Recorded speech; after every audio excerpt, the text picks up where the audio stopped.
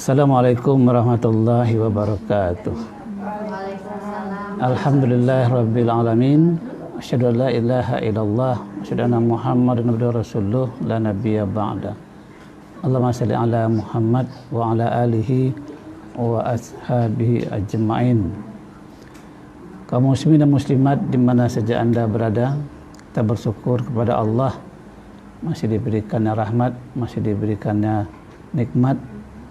Salawat dan salam kepada Nabi kita Muhammad SAW. Konsep hijrah mengajarkan kepada kita di antaranya hijrah minas syirik ila tauhid. Kita dituntut untuk hijrah dari syirik kepada tauhid. Syirik itu adalah itikad atau perbuatan yang menyamakan sesuatu selain Allah dan disandarkan kepada Allah pada hal rububiyah atau uluhiyah. Secara umum, syirik adalah menyamakan Allah dengan sesuatu atas keistimewaan yang ada pada Allah. Banyak sekali macam-macam syirik itu, tapi para ulama membatasi paling tidak ada 3 bagian macam-macam syirik itu. Yang pertama, syirik rububiyah. Syirik rububiyah adalah syirik yang meyakini bahwasanya yang memberikan rezeki, yang menghidupkan dan mematikan, yang menentukan kehidupan kita, yang menciptakan kita, itu selain Allah punya peran. Ini berkaitan tentang rububiyah. Bahwasanya seorang mukmin meyakini yang menciptakan kita, bahkan langit dan bumi, yang menghidupkan dan mematikan, yang memberikan rezeki, itu adalah Allah semata. Tidak ada campur tangan orang lain atau manusia lainnya. Bahkan orang-orang terdahulu juga di zaman Rasulullah, ketika ditanya, siapakah yang menciptakan langit dan bumi? Siapakah yang memberi rezeki kepada anda? Yang menghidupkan dan mematikan? Mereka menjawab, Allah. Ini tergambar dalam surah Al-Ankabut ayat 61. Walain sa'altahum man khalaqas samawati wal ard wa sakhara samsa wal qamar. Ketika ditanyakan kepada orang-orang kafir, siapakah yang menciptakan langit dan bumi, kemudian juga yang memperjalankan matahari dan bulan, la yaqulunallah, mereka berkata Allah. Jadi orang kafir juga mengakui Allah sebagai pencipta, pemberi rezeki. Andai kata ada orang beranggapan bahwasanya yang menciptakan langit dan bumi, yang memberi rezeki, yang menghidupkan dan mematikan, tidak atau ada campur lain orang lain selain Allah semata, nah berarti dia sudah mensyirikkan Allah, menyekutukan Allah dari aspek rububiyah namanya. Yang kedua, syirik uluhiyah. Syirik uluhiyah adalah yang berkaitan tentang penyembahan. Jadi kalau ada orang yang menyembah selain Allah, maka ini syirik dari uluhiyah. Allah menggambarkan dalam firman-Nya surat Al-Baqarah ayat 21 bahwasanya yang wajib untuk disembah, yang diibadahi hanya Allah Subhanahu wa taala. Ya ayyuhan nasu ubudu rabbakumul ladzi khalaqakum wal ladzina min qablikum la'allakum tattaqun. Hai manusia, kata Allah, sembahlah Tuhanmu yang telah menjadikanmu dan juga menjadikan orang-orang sebelummu agar mencapai derajat takwa. Jadi penyembahan itu hanya kepada Allah. Tidak boleh kita menyembah kepada orang lain, kepada manusia, kepada jin, kepada hewan, kepada malaikat sekalipun juga tidak boleh. Nanti kita ada bicarakan tentang rincian-rinciannya. Kemudian syirik dalam bentuk asma wa sifat. Asma itu artinya nama-nama Allah dan sifat-sifat Allah. Allah memiliki sifat, memiliki nama yang indah, yang lengkap, yang tidak boleh disamai dengan makhluknya. Kalau ada orang yang meyakini bahwa makhluk Allah itu mempunyai sebagian daripada sifat-sifat Allah, maka berarti dia telah mensyarikatkan Allah Subhanahu wa taala. Dalam surat Al-Jin ayat 26 digambarkan bahwasanya yang mengetahui yang gaib itu hanya Allah. Jadi kalau ada manusia beranggapan mengatakan dia mengetahui yang gaib, berarti dia telah menyamakan sifat dia dengan sifat Allah SWT. Ini juga syirik dari aspek asma, yaitu nama wa sifat dan sifat Allah. Adapun jenis-jenis syirik itu disebutkan ada dua paling tidak jenis syirik, yaitu pertama syirik besar. Kalau syirik besar ini dilakukan oleh seseorang, maka para ulama sepakat bahwa orang tersebut telah keluar dari Islam dan tempatnya kelak di neraka. Di antara syirik besar itu adalah memohon kepada selain Allah. Jadi kita memohon, berdoa hanya kepada Allah SWT.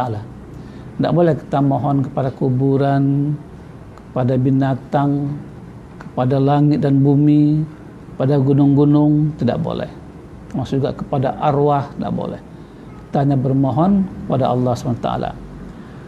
Begitu juga yang kedua, bernazar pada selain Allah. Bernazar itu suatu ungkapan kalau seseorang memperoleh sesuatu, dia akan melakukan sesuatu. Itu nazar. Nah, nazar itu hanya boleh ditujukan kepada Allah. Tidak boleh bernazar kepada kuburan, kepada tempat-tempat tertentu, dan itu merupakan syirik besar. Begitu juga takut hanya kepada Allah SWT. Takut dalam arti ya takut dengan azab Allah, takut dengan murka Allah. Nah, ini yang perlu dimiliki oleh seorang muslim. Kalau dia takut selain kepada Allah, berarti dia telah syirik besar. Begitu juga memohon perlindungan selain kepada Allah. Kalau dahulu kita melihat sejarah ya, orang-orang kita kalau andai kata dia melewati sebuah gunung atau lembah, timbul rasa takutnya, dia mohon perlindungan kepada gunung itu, pada pemilik atau penunggu gunung itu. Dia mengatakan, wahai penunggu gunung, kami mau lewat nih, jangan diganggu, lindungi kami. Nah, ini termasuk syirik besar.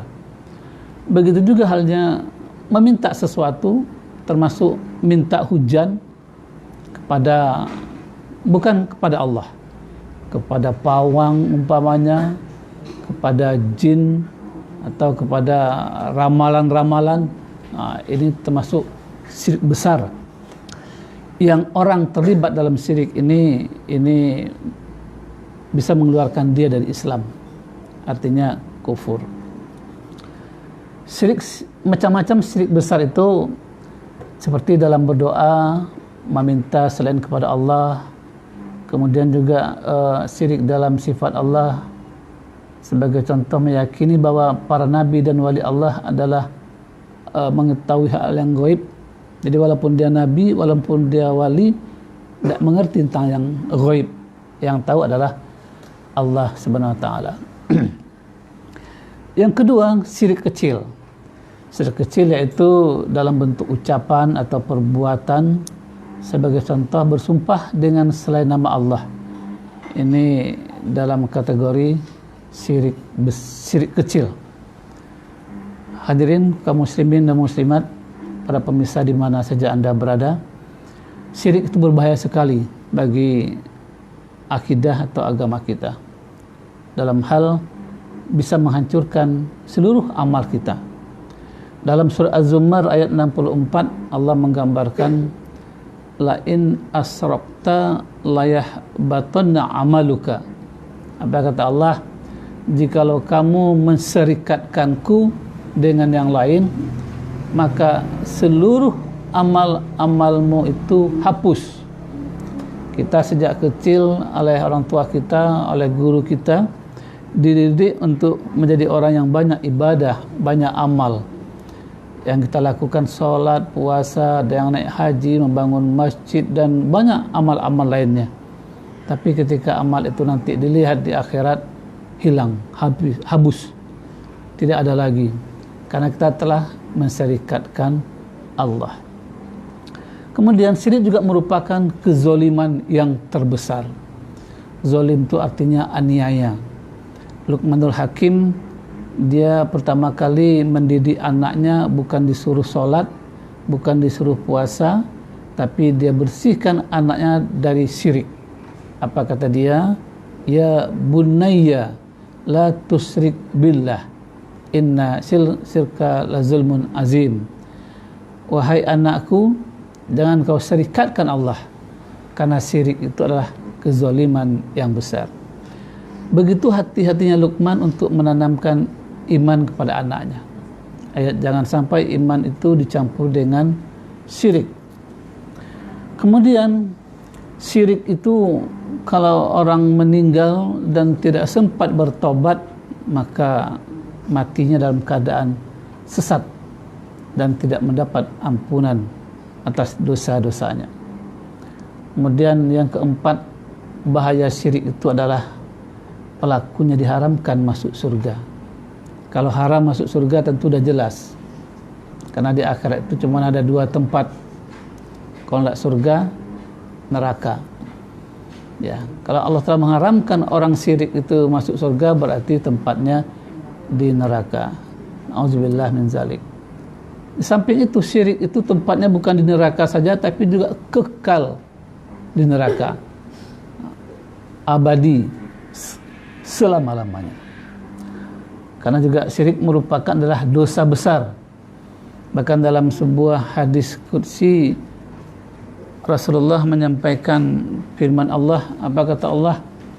Wahai hambaku, andai kata engkau memiliki dosa sepenuh langit dan bumi, sebanyak buih di lautan, bayangkan apa itu dosanya, sebanyak buih di lautan, sebanyak langit dan bumi, dosa apa kira itu? Dan engkau datang kepadaku mohon ampun, bertobat, maka Allah menyatakan akan kuampuni dosamu.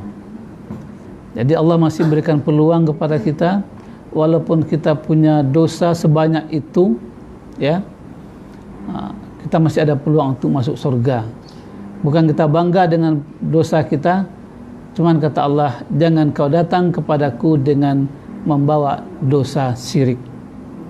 Dia bicara walaupun banyak dosa yang kita lakukan dan dosa besar, masih ada peluang dengan bertobat, mohon ampun kepada Allah. Tapi dengan syarat jangan bawa dosa syirik. Begitu bahayanya dosa syirik ini. Itu makanya kita di dalam hijrah ini menjaga iman kita, jangan sampai iman kita bercampur dengan syirik. Kita bersihkan iman kita dengan hanya mentauhidkan Allah semata. Demikian hadirin kaum muslimin dan muslimat di mana saja anda berada, lebih kurangnya mohon maaf. Bila taufiq wa hidayah. Wassalamualaikum warahmatullahi wabarakatuh.